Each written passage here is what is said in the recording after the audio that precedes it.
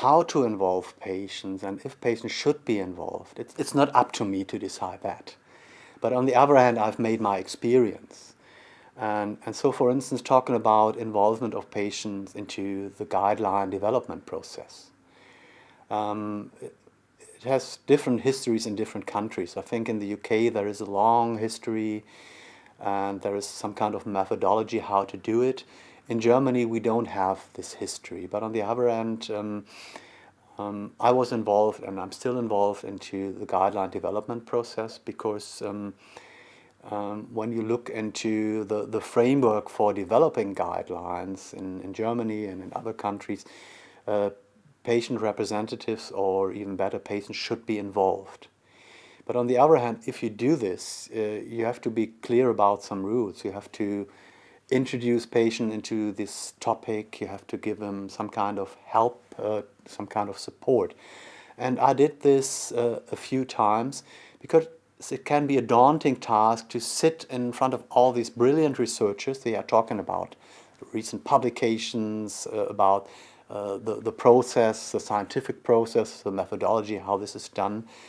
And it's I recognize that even if I'm involved in these things, some things I don't understand, or I can see that it's difficult to understand for patients.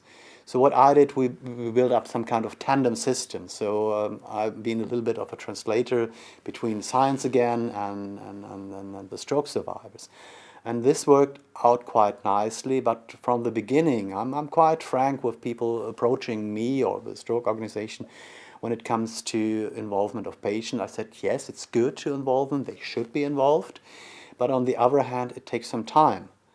And you have to sometimes be aware that you are not understood if you are talking scientifically. So you can't use just the stroke foundation or the patient as a fig leaf just to say we did it according to the standards. You need to involve and invest some time in it. And this is still a process of negotiation. So sometimes if I don't have too much time, or if it's international guidelines, I'm doing it a little bit differently. I just say, okay, I am the representative now, I know about the methodology, but I will go back with the results to some kind of stroke survivor group I have in Germany, and they will reflect with me on the questions, and please give us the time that we can feedback our discussion process to you, and I would like to have this involved in the process. Another thing is, I think in the UK you have when you're looking at the NICE guidelines, for instance, you have always easy reading version for the public. And when it comes to German guidelines, we always like to have this. But sometimes we got lost a little bit in the process.